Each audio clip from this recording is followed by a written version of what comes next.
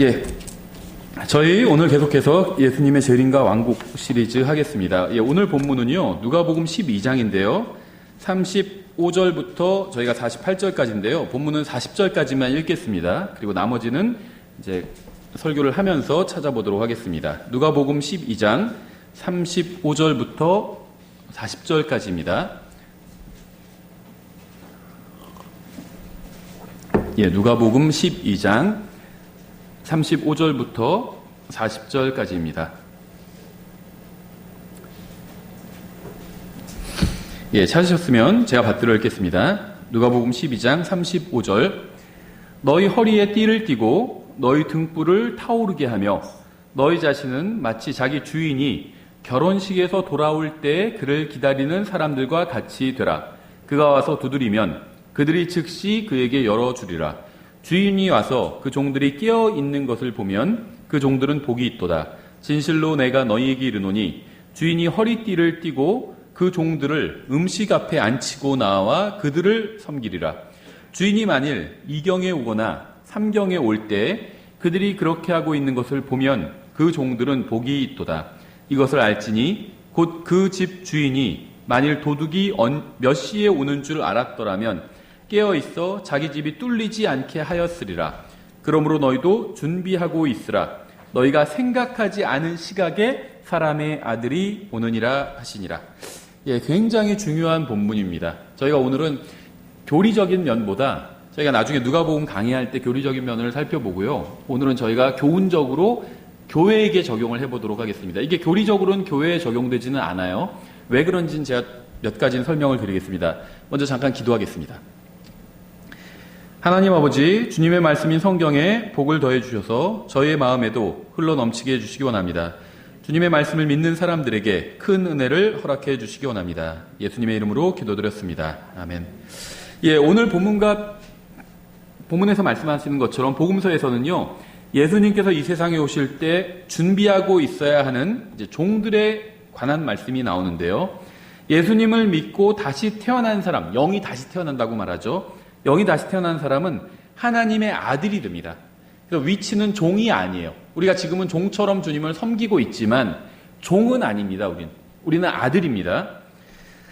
예수님을 믿고 구원받는 순간 그 사람은 하나님의 아들로 다시 태어나게 됩니다. 우리는 하나님의 아들로서 재림이 아닌 휴거 때 주님을 만나게 됩니다. 그러니까 하나님의 자녀들은 휴거 때 주님을 만나게 되고요. 그 외에 다른 사람들은 이제 재림 때 주님을 만나게 됩니다. 주님께서 공중으로 오셔서 먼저 신부인 교회를 데려가시고 그 다음에 지상에선 대환란이 일어나게 되죠. 이제 대환란이 끝날 때 교회와 함께 재림하셔서 세상을 심판하시고 영원한 왕국을 세우실 겁니다. 이 마태복음에도요, 이 본문과 비슷한 본문이 나옵니다. 오늘 제가 인용한 본문과 비슷한 말씀이 나오는데요. 약간 다릅니다. 자세히 비교해보면 달라요. 누가복음에서는요, 자기 주인이 결혼식에서 돌아올 때라는 표현이 있어요. 마태복음에는 없는 표현이에요. 이 표현은 굉장히 중요한데요. 고린도후서 11장에서 성령님께서 내가 하나님께 속한 질투로 너희에 대하여 질투하노니 교회에게 하는 말씀이죠. 이는 내가 너희를 순결한 한 처녀로 그리스도께 드리기 위해 한 남편에게 너희를 정혼시켰기 때문이라 이렇게 말씀하고 있습니다. 또 에베소서 5장에서도 남편과 아내의 관계에 대해서 말씀하시면서 이것이 그리스도와 교회에 관한 말씀이라고 하고 있어요. 그러니까 에베소서 5장은요, 이게 실행적으로는 남편과 아내의 관계에 대한 말씀이기는 하지만 교리적으로는 그리스도와 교회에 관한 말씀인 거죠. 그 에베소서 5장 본문에도 그렇게 밝히고 있어요, 분명하게. 예, 기독교인들 중에서는요, 휴거와 재림을 구분하지 못하는 사람들이 있어요. 휴거는 교회를 데리러 오시는 것이고 재림은 이 세상을 심판하러 오시는 거죠. 왕국을 세우시러 오는 겁니다. 아니면 구분을 하더라도 이 둘이 동시에 일어나거나 적어도 비슷한 시기에 일어난다. 휴거돼서 바로 재림하거나 이렇게 이해하는 사람들도 있습니다. 물론 그것도 나오죠. 휴거됐다가 바로 재림하는 장면도 나와요. 그건 이제 환난 성도들의 휴거죠. 교회의 휴거는 아닙니다. 오늘 본문에 보면 주님께서 결혼식에서 돌아오실 때에 관해서 말씀하고 있어요. 이건 신부를 데려가기 위해서 오시는 것이 아닙니다.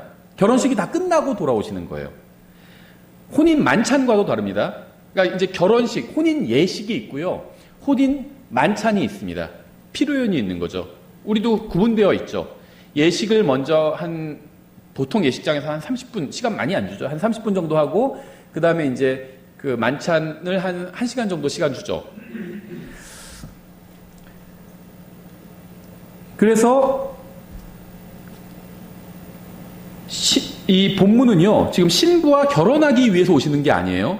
주님은 하늘나라에서 신부인 교회와 결혼식을 마치시고 이 세상에 돌아오실 겁니다. 그 시점에 관한 말씀이에요. 사실은 교리적으로는.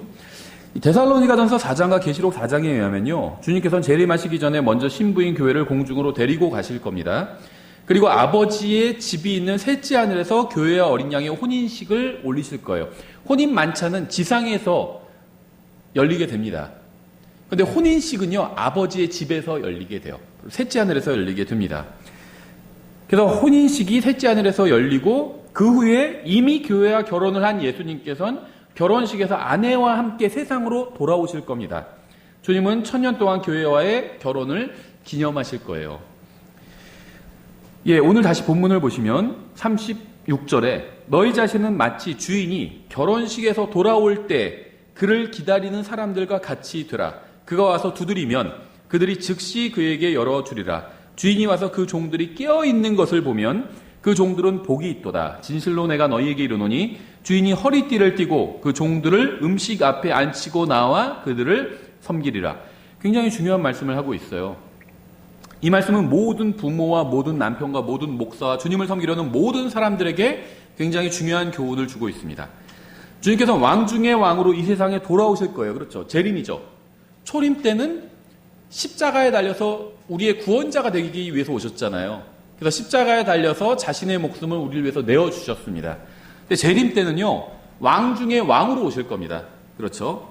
신부와 함께 오시는 주님께서는요, 많은 왕관을 쓰고 계신 왕 중의 왕이시지만 재림하셔서 왕국을 세우시고 예루살렘에 있는 왕자에 앉아서 통치하실 때는요, 허리띠를 띠고 종들을 음식 앞에 앉히고 종들을 섬기실 겁니다. 초림하실 때는 섬기러 오셨는데 재림하실 때는 그게 아니라 통치를 하러 오실 거다. 이렇게만 알고 계시는 분들이 있는데요. 아니에요. 통치하실 건 맞습니다. 근데 재림하실 때도요, 종들을 섬기러 오실 거예요. 본문에 그렇게 되어 있잖아요. 주님께서 초림하셨을 때 제자들의 발을 씻겨주시면서 그들이 당장은 이해하지 못할 것이라고 말씀하셨어요. 왜 이런 행동을 하시는지. 그런데 재림하신 후에도 종들을 섬겨주실 거예요. 발을 씻어주시는 건요, 섬김의 본을 보여주신 거죠. 너희도 이와 같이 하라고 말씀하셨죠. 그러니까 크게 되고자 하는 자는 가장 많이 섬기는 자, 섬겨야 한다고 말씀하셨어요. 근데 재림하실 때도 그 원리가 그대로 적용된다는 겁니다. 주님은 영원한 왕국의 왕으로 다시 오실 것이지만 섬김을 받기만 하시는 것이 아니라 친히 종들을 섬겨주실 거예요. 깨어서 주님을 섬겼던 종들은 주님의 섬김을 받으며 충분한 공급을 받고 만족하게 될 겁니다. 생각해 보세요. 주님이 섬겨주세요. 만족할 수밖에 없겠죠. 그래서 지금 깨어서 주님이 오시기 전에 깨어서 주님을 섬겼던 사람은 주님께서 오시면 그 사람을 섬겨주신다는 거예요. 오셔서 주님께서 딱 앉으시고 음식 내와 하는 게 아니라 오셔서 주님을 열심히 섬긴 사람들을 자리에 앉히시고 주님이 섬겨주실 거라는 겁니다. 보면 그렇게 말씀하고 있잖아요. 그렇죠? 이것이 바로 모든 인도자가 해야 될 일이에요. 가정을 인도하는 사람은 이렇게 섬겨야 됩니다. 교회를 인도하는 사람도 마찬가지예요. 섬기는 사람이어야 합니다. 주님께서는 초림 때도 섬기는 분이었고 재림 때도 여전히 섬기는 분이십니다. 가정의 인도자는 가정의 구성원들이 모두 풍성한, 다 충분한 공급을 받았는지, 또 인도자를 신뢰하고 평안한 가운데 거하는지 확인을 해야 합니다. 교회 인도자도 마찬가지예요. 교회 구성원들이 모두 영적으로 충분한 공급을 받고 있는지, 인도자를 신뢰하고 영적인 평안을 누리고 있는지 살펴봐야 됩니다. 또 주님께서 다시 오시면 깨어서 신실하게 주님을 섬긴 종들을 섬겨주실 겁니다. 주님께서는 2000년 전에 자신의 생명을 통해서 사람들에게 영원한 생명을 주시고 또 섬기러 오셨죠. 또 주님께서는 자신의 통치를 통해서 사람들에게 만족을 주고 섬기러 다시 오실 겁니다. 주님께서 계시지 않는 동안 우리가 할 일은요, 주님을 열심히 섬기는 거예요. 그러면 주님께서 다시 오시면 주님을 섬긴 사람들을 섬겨주실 겁니다. 가정의 인도자나 교회의 인도자가 되고 싶다면 다른 사람을 섬겨야 됩니다. 주님의 왕국에서 인도자가 되기를 원한다면 다른 사람을 섬겨야 돼요. 38절에 주인이 만일 2경에 오거나 3경에 올 때 그들이 그렇게 하고 있는 것을 보면 그 종들은 복이 있도다. 주님께서는 재림에 관해서 말씀하실 때 항상 그날과 그 시각을 알지 못할 것임을 강조하셨어요. 킹제임스 성경 진영에서도 안타깝게 이러한 얘기를 싫어합니다. 많은 사람들이. 언제 주님께서 오실 것이다. 무슨 징조를 보니까는 올해 안에 오실 것이다. 이렇게 얘기하면 오히려 더 좋아해요. 근데 언제 오실지 그날과 그 시각을 아무도 알지 못한다. 성경에 기록된 그대로 얘기하면 싫어하더라고요. 왜냐면요. 킹제임스 성경 진영에 있다고 해서 다 성경대로 믿는 건 아니거든요. 바른 성경을 사용한다고 해서 다 성경대로 믿는 건 아니에요. 그냥 바른 성경을 가지고 있는 것일 뿐입니다. 그러니까 여러분의 신앙은요. 다른 사람에게 들은 말 위에 세우지 말고요. 여러분이 직접 확인한 이 하나님의 말씀 위에 세워야 돼요. 누구도 주님께서 언제 오시는지 알 수 없습니다. 그렇죠? 그래서 주님께서는 만일, 이게 굉장히 여기서도 또 강조하고 있는 거예요. 만일 2경에 오거나 3경에 올 때라고 말씀하신 거예요. 만약에 제가 항상 말씀드리죠. 주님께서 오시는 날은 고정되어 있지 않아요.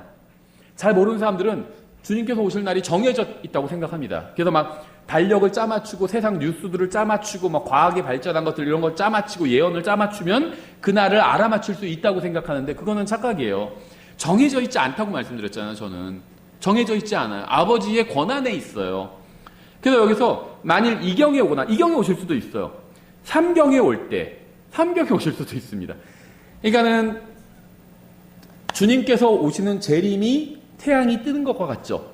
성경에 보면 그렇게 비유를 하고 있어요. 의의 태양이라고 말라기에서 부르고 있잖아요.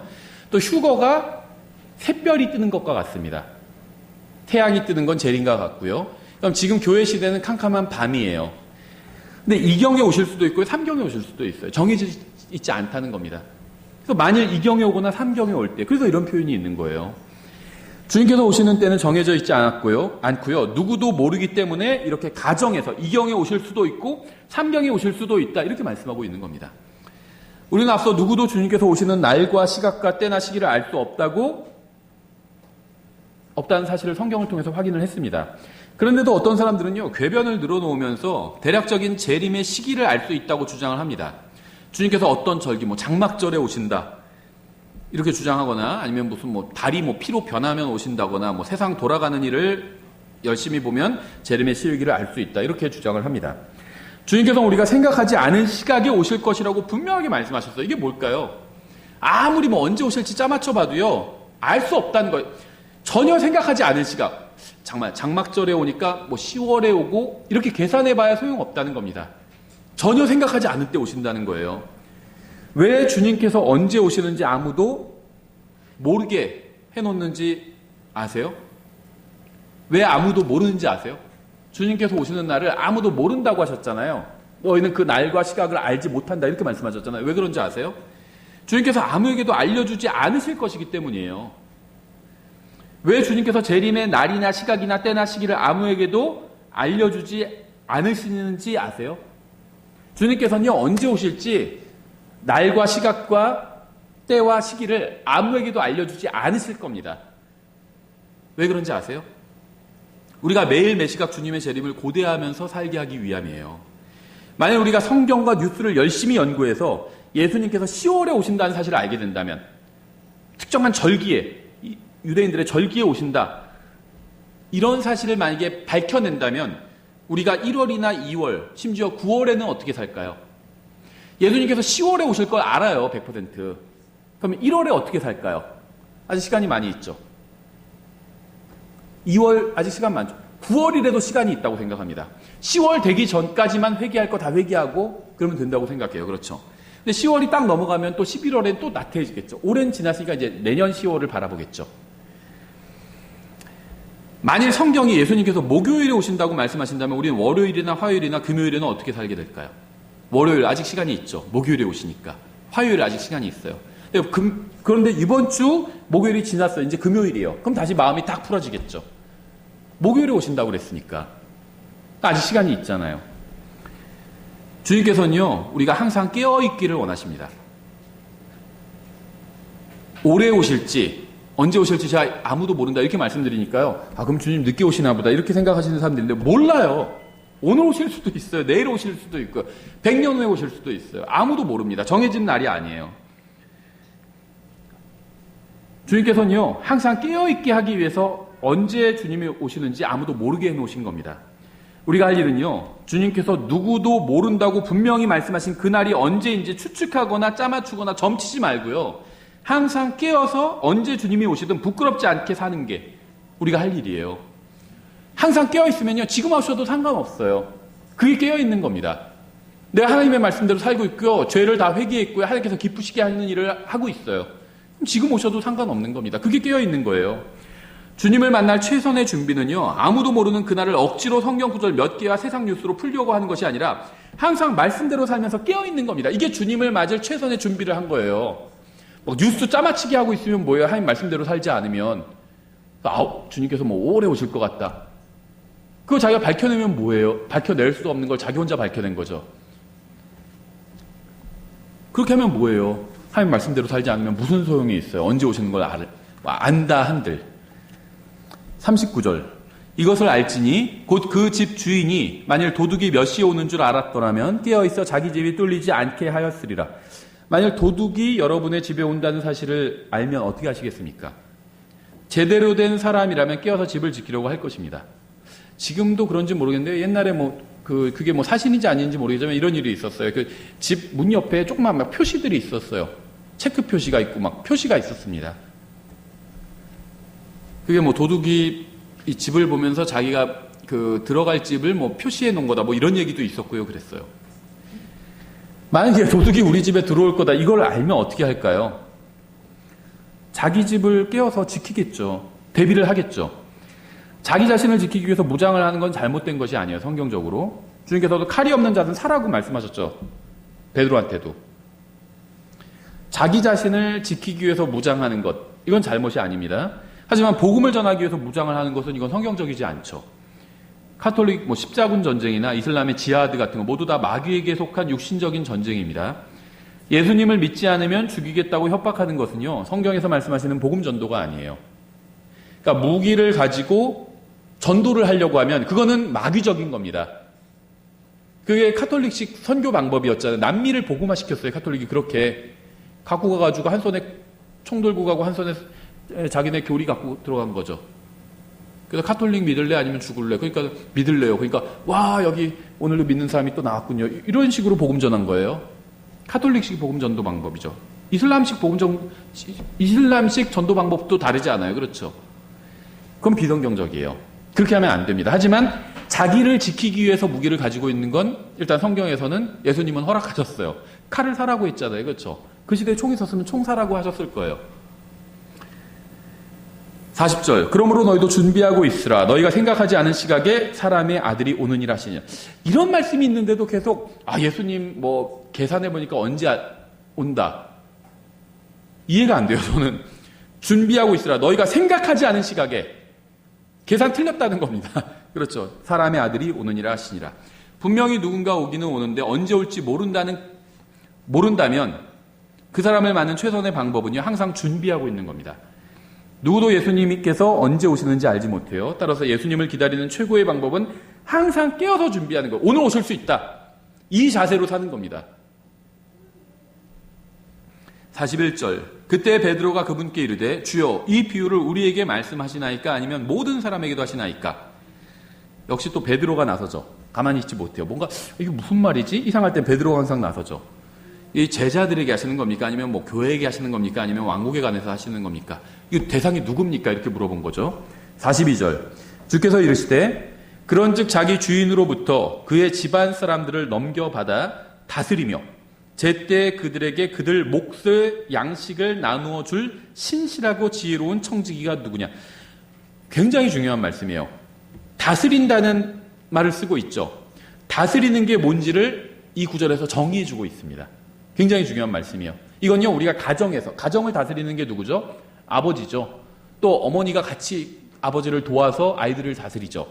통치하는 거죠. 다스리는 게 뭔지를 보여주고 있어요.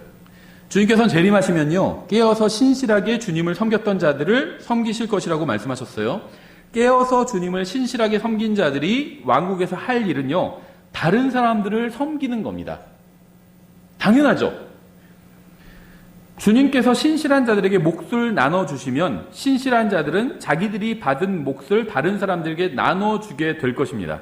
마치 어린아이가 자신의 점심을 주님께 드렸더니, 오병이요, 드렸더니 주님께서 그것을 제자들에게 나눠주시고 제자들은 많은 사람들에게 나눠줬던 것과 비슷해요. 주님은 자신을 따르는 자들에게 나눠주셨고 그들은 더 많은 사람들에게 나눠줬습니다. 이러한 일은요, 주님께서 재림하시면 주님의 왕국에서 다시 일어나게 될 일이에요. 따라서 만일 여러분이 예수님께서 재림하시면 세우실 왕국에서 무엇인가가 되기를 원한다면 다른 사람을 섬김을 받으려고 하지 말고요, 다른 사람을 섬기려고 해야 합니다.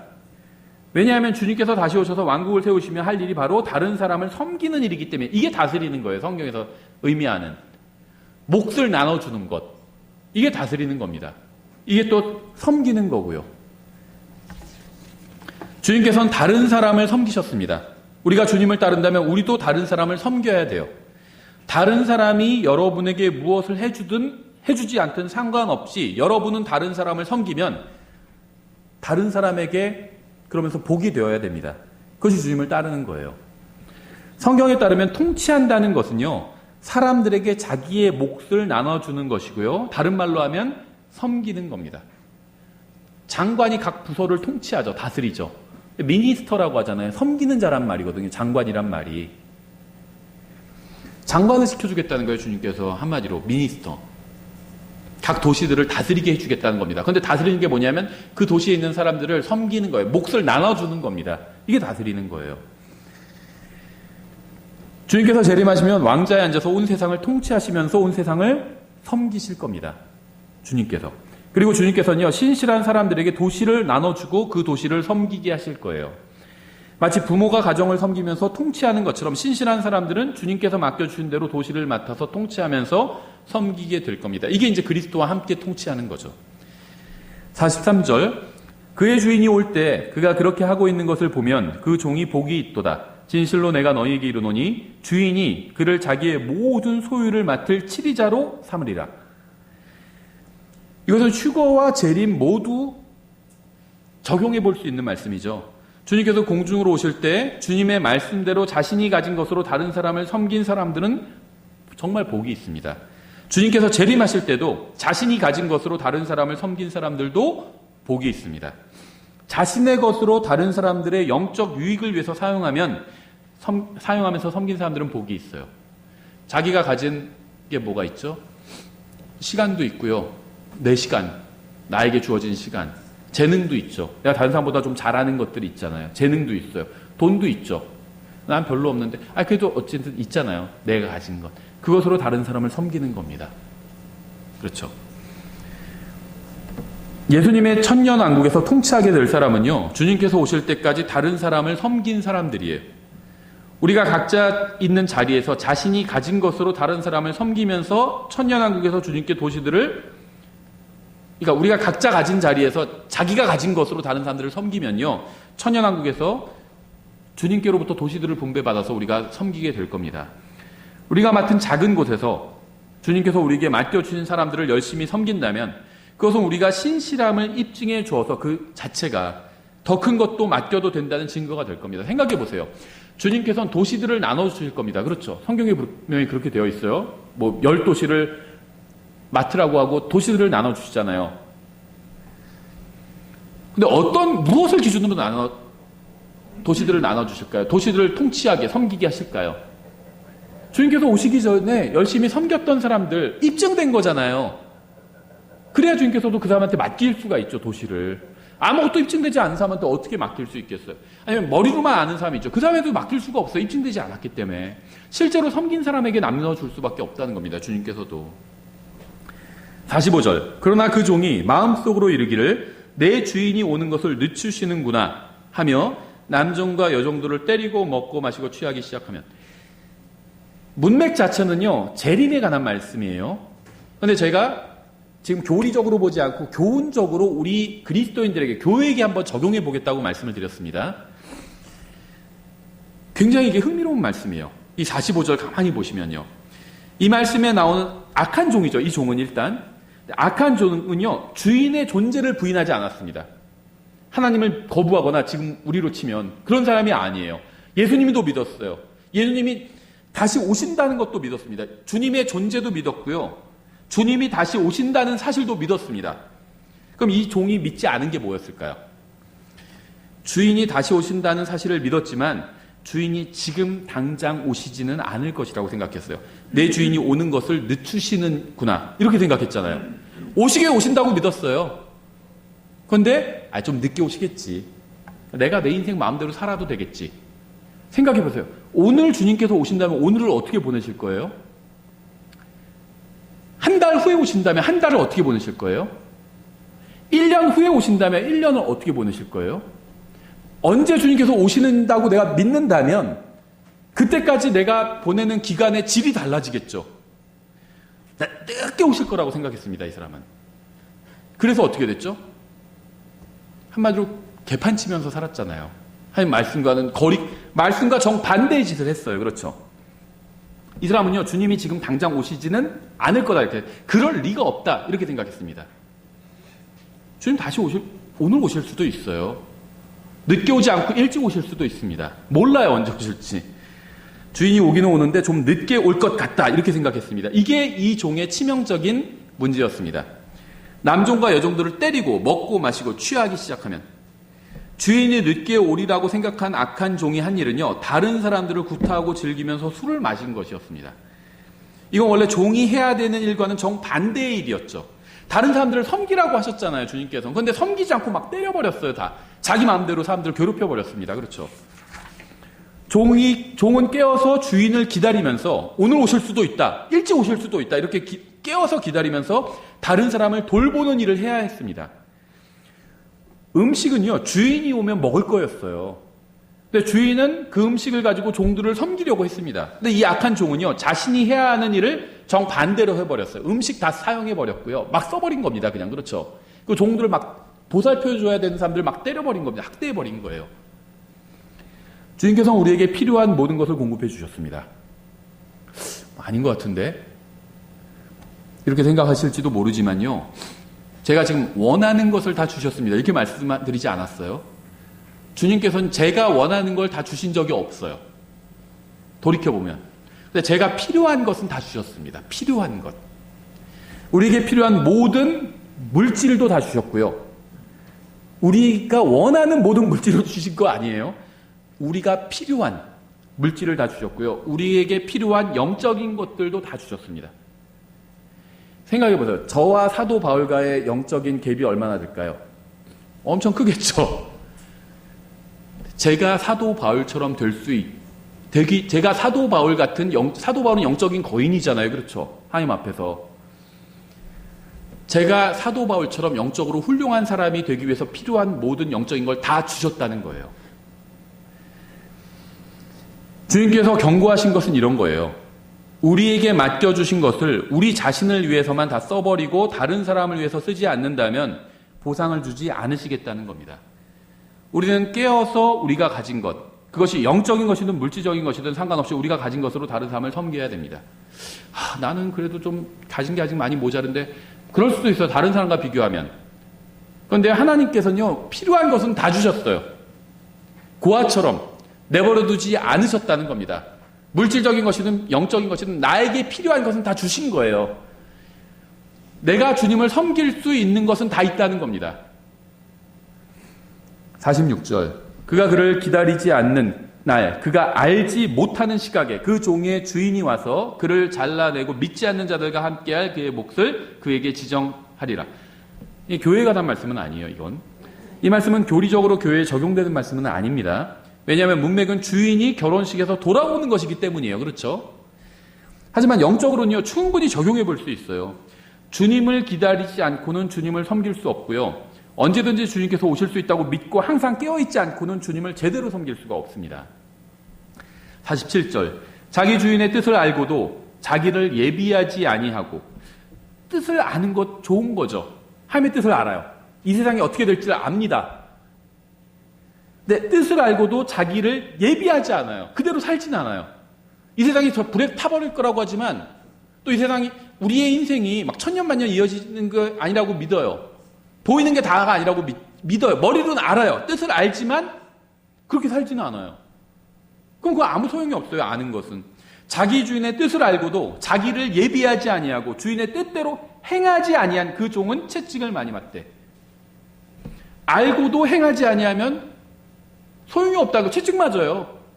그래 너 행하지 않았으니까 아니까 대단해. 킹제임스 성경 너 바른 거 알았잖아. 대단해. 그걸로 다 됐어. 이러시지 않는다는 거예요. 아는 건요 소용이 없어. 모르는 것보다는 낫죠. 알아야 됩니다. 근데 아는 것만으로 소용없다는 거예요. 행해야 돼요. 주인의 뜻대로 행하지 아니한 그 종은 채찍을 많이 맞대. 이렇게 말씀하셨잖아요. 계속 제가 강조하지만요. 이 말씀은 그리스도의 심판석에 관한 말씀이 아니에요. 구원받아서 교회가의 일부가 된 사람은 그리스도의 심판석에서 심판을 받게 되는데 그리스도의 심판석에서는요. 누구도 채찍을 맞지 않을 겁니다. 그리스도의 심판석은 상을 주는 자리이지 매를 때리거나 지옥에 보내는 자리가 아니에요. 우리의 죄는 모두 십자가 위에서 그 값이 치러졌습니다. 우리가 채찍을 맞아야, 우리를 대신해서 채찍에 맞으셨다고 이사야서에 나오잖아요. 이 말씀은요, 그리스도의 심판석이 아닌 재림 때에 관한 말씀이에요.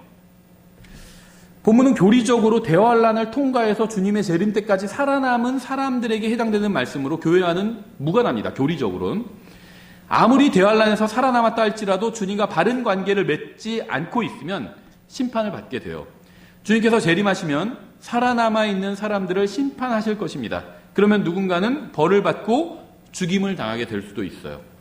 교회와는 관련이 없는 말씀이에요. 교리적으로. 다만 우리가 교훈을 배울 수 있다는 겁니다. 본문이 교리적으로 주님의 재림에 관한 말씀이에요. 본문은 휴거를 기다리는 교회에게도 하지만 중요한 교훈을 주고 있어요. 우리는 주님께서 언제든지 공중으로 오실 수 있다고 믿으며 살아야 합니다. 실제로 그렇게 믿어야 항상 깨어있을 수가 있어요. 지금 구원받은 상태가 아니라면 휴거될 수 없는 것처럼 지금 깨어있지 않다면 주님을 만날 준비가 되어 있지 않은 겁니다. 여러분은 주님을 만날 준비가 되어 있나요? 만약 주님께서 오늘 공중으로 오신다면 전혀 당황하지 않고 주님을 만날 준비가 되어 있나요? 주님 왜 이렇게 빨리 오셨어요? 이러지 않고요. 기다리고 있었습니다. 다 정리해놨습니다. 언제든지 이 세상을 떠날 수 있도록 저는 다 정리해놨어요. 이렇게 얘기하실 수 있나요, 주님께? 지난 한 주를 한번 돌아보세요. 한 주. 우리가 시험해보는 겁니다. 한 주. 내가 이제 한 주간 아마 주님께서 2주가 끝날 때 오신다. 이렇게 믿고 살았던 분도 있겠지만 아마 대부분은 아닐 거예요. 그냥 생각 없이 사셨을 겁니다. 한번 생각 없이 제가 그랬어요. 생각 없이 산 한 주를 한번 하나님의 말씀에 한번 비춰보자고요. 여러분은 주님을 만날 준비를 하면서 그 한 주간 사셨습니까?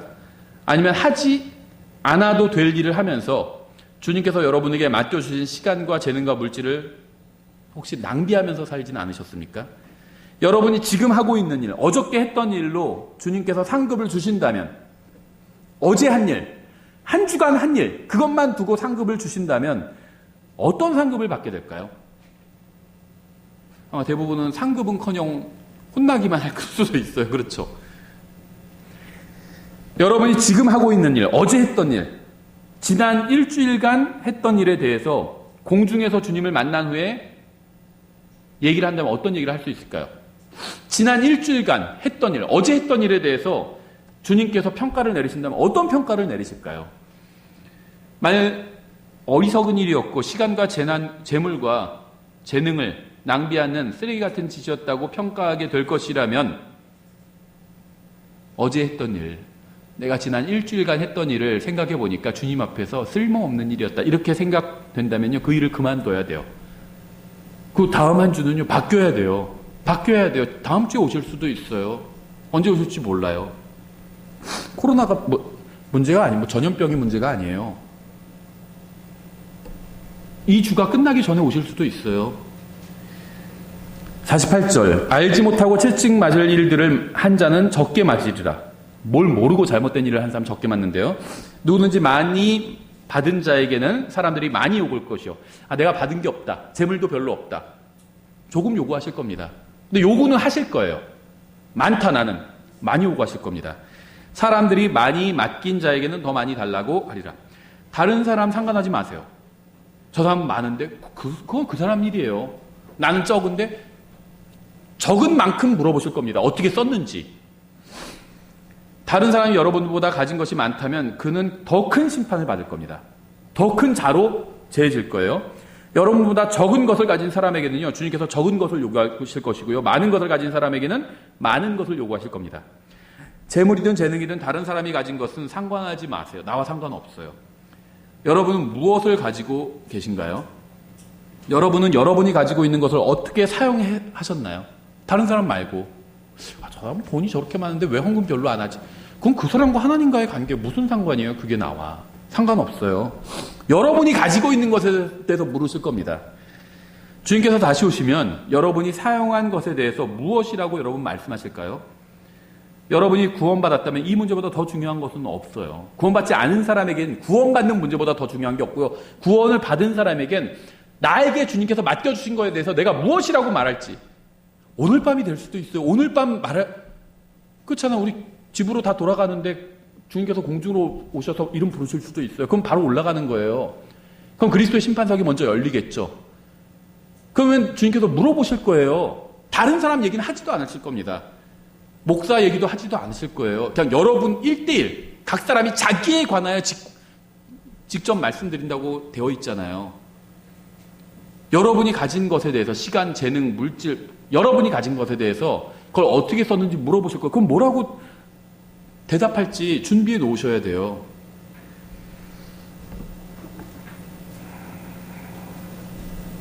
여러분 구원 받으셨나요?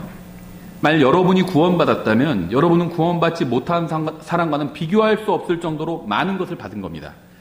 구원받지 못한 사람이 무엇을 얼마나 가지고 있건 상관없이 여러분은 그들보다 훨씬 더 좋은 것을 받았어요. 여러분 바른 성경이 무엇인지 아시나요? 그 바른 성경을 가지고 계신가요? 여러분이 바른 교회에 여러분은 다니고 있나요? 만약 여러분이 구원받고 바른 성경을 가지고 있고 바른 교회에 다니고 있다면 여러분은 구원받지 못한 사람이 얼마나 부자고 잘났는지 상관없이 여러분은 엄청난 것을 가지고 있는 거예요. 여러분이 구원받았다면 여러분은 이 세상 그 누구와도 비교할 수 없는 엄청난 것을 소유하고 있는 겁니다.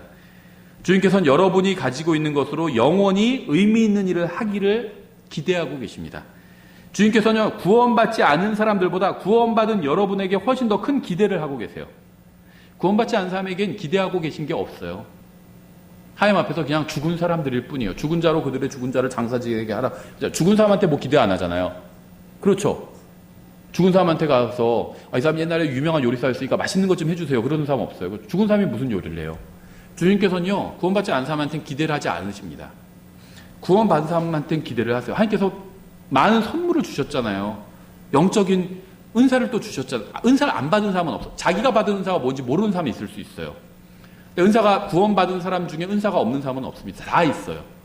나눠주셨습니다. 골고루 주님께서.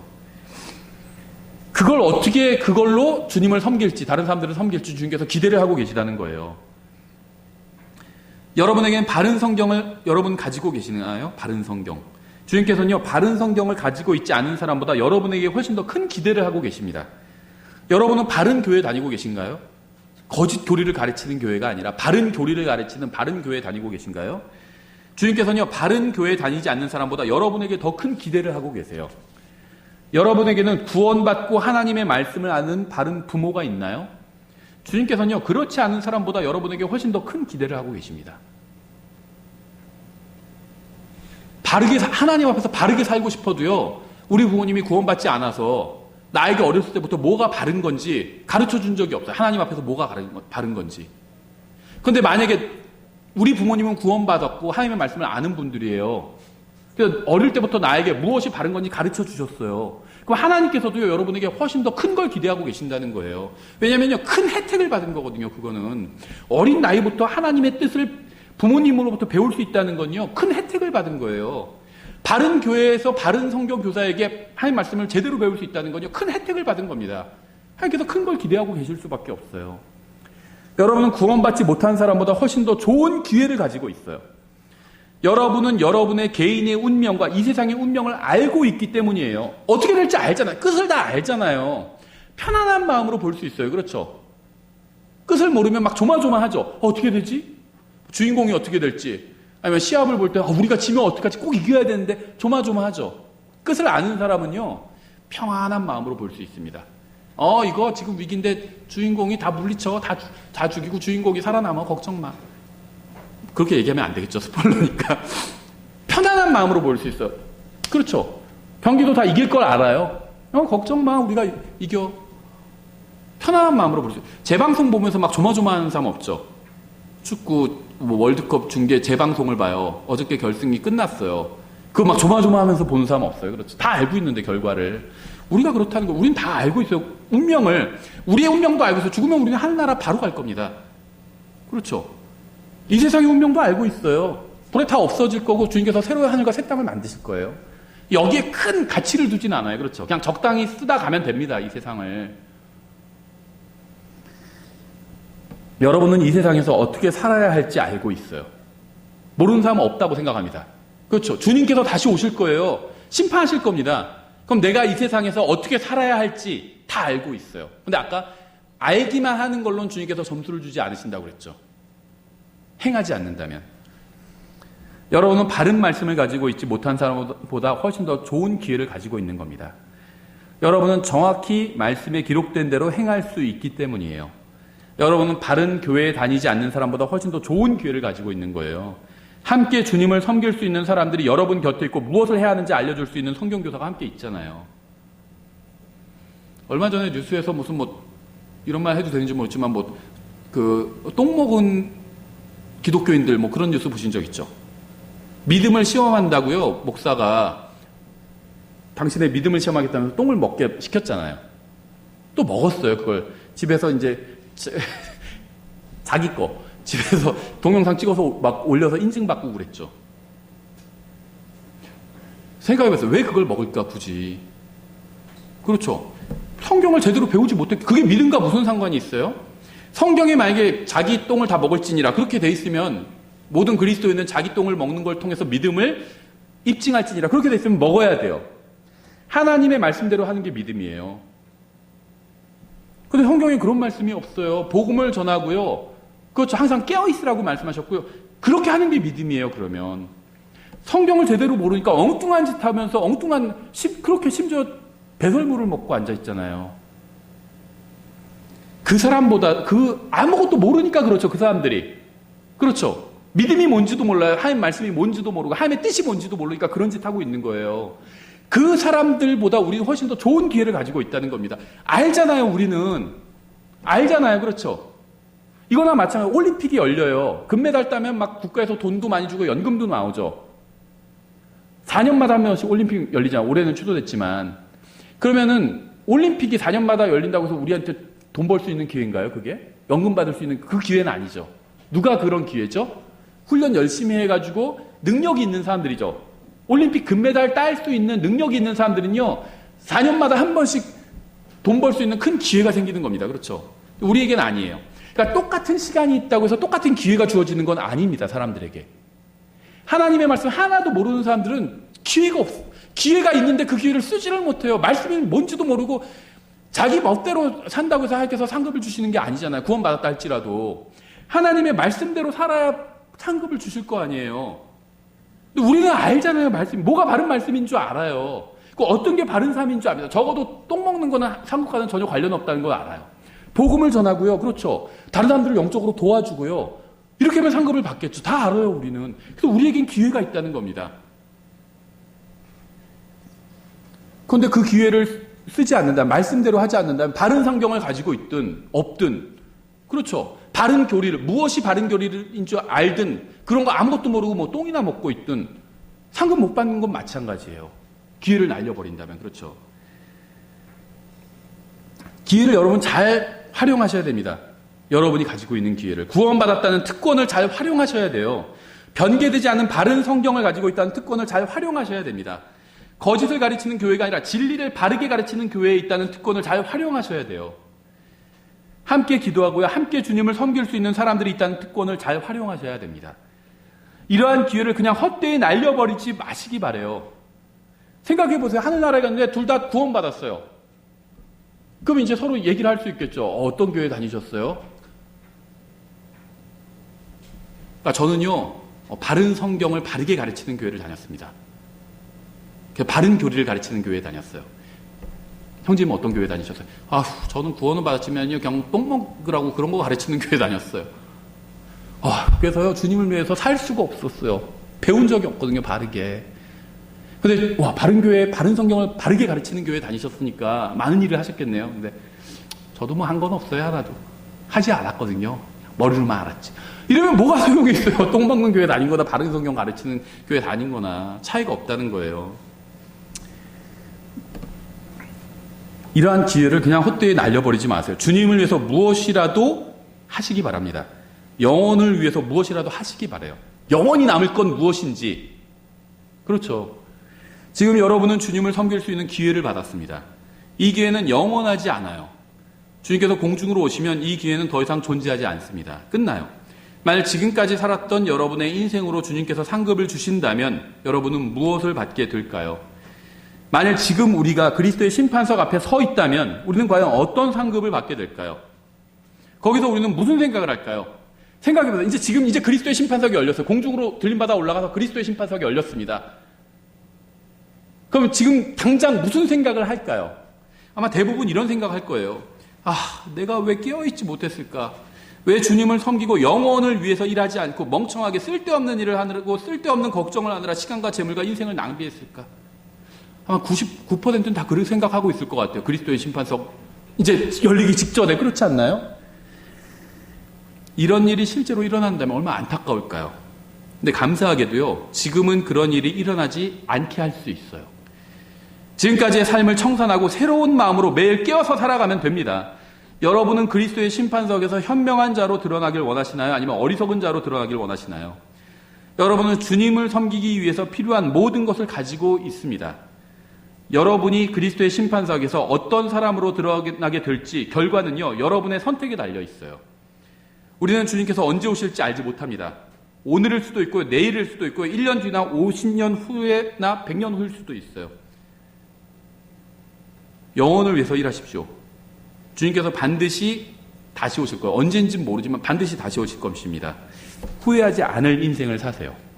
기도하겠습니다. 하나님 아버지, 저에게 진리의 말씀을 주셔서 감사드립니다. 저희가 저희의 날과 또 저희의 달과 저희의 햇수와 인생을 낭비하지 않도록 도와주시기 원합니다. 주님께서 오늘 오시지 않는다면, 또 오래 오시지 않는다면 저에게는 주님을 섬길 수 있는 또 다른 기회가 주어진 것으로 알고 소중한 인생을 사용할 수 있도록 지혜를 주시기 원합니다. 이 설교를 듣는 모든 사람이 주님께서 다시 오시는 것에 준비되어 있기를 원합니다. 예수님의 이름으로 기도드렸습니다. 아멘.